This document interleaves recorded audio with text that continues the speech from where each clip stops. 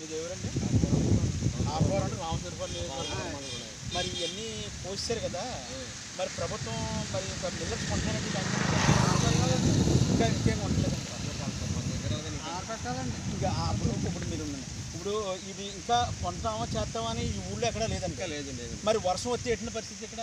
వర్షం సడన్గా వచ్చింది, కంట్రాక్ట్ ఇచ్చి 5,000 పైకి తెచ్చాము అర్జెంటుగా. అక్కడ తెచ్చారు అర్జెంటుగా ఎవరు చెప్తే మరి ముంచేస్తుంది భయం అండి.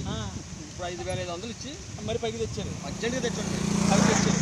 ఇప్పుడు ప్రభుత్వం బేగ కొనకపోతే ఏంటి పరిస్థితి? ఏమైనా పరిస్థితి అంటే ఏం చేస్తాం, ప్రభుత్వం కొనకపోతే మేము ఏం చేయలేం కదండి. ఏం చేయలేదు. మా తోటలు కొనాలంటే ఎప్పుడో కొంటారు, రేటు ఆ రేట్ వచ్చినా కొంటారు. అందాక నువ్వు ఇలా కాసుకోవచ్చండి. మళ్ళీ గట్టిగా వర్షం కొడితే కింద వస్తుందండి. ఓసారి పైకి తెచ్చామండి, మళ్ళీ కొట్టింది అనుకోండి, మళ్ళీ కింద నుంచి వస్తుందండి. మరి కింద నీరు వస్తుందండి. వచ్చేసి మొక్క మొలిచేస్తుంది. మొలిచేస్తుందండి. మొలిచేసినా మరి నాశనమే కదా. నాశనం అండి, ఏ రకమైన నాశనమే.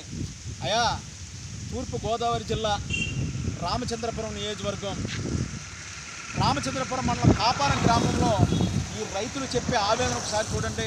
మొన్నటిదాకా వర్షాలు ముంచిపోయాయి, ఇవాళ కోసి పైన ఎత్తులకి ఇదిగో ఆరబెడతాం చేయదుని వర్షం రాత్రి వర్షం వచ్చిన బరకొని కింద పోయి మొక్క మొలిచేస్తుంది.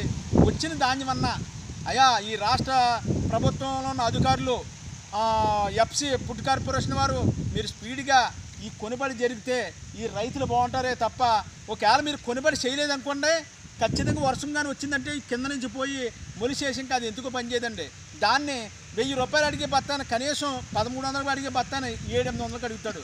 ఈ విధంగా రైతులు నష్టపోతున్నారు. దయచేసి పాలకులు దీని మీద సరైన చర్య తీసుకొని స్పాట్లో ఈ ధాన్యాన్ని కొని మిల్లర్స్ కొనేలాగా ఏర్పాటు చేయాలని ఈ తూర్పుగోదావరిలో కలెక్టర్ గారినే కాదు, రాష్ట్ర ముఖ్యమంత్రి వైఎస్ జగన్మోహన్ రెడ్డి గారిని కూడా ప్రాధాన్యపడి అడగడం జరుగుతుంది. ఇప్పుడైనా చూడండి ఎంత ధాన్యం ఈ రైతు చూడండి సార్, ఎంత ధాన్యం ఇలాగా.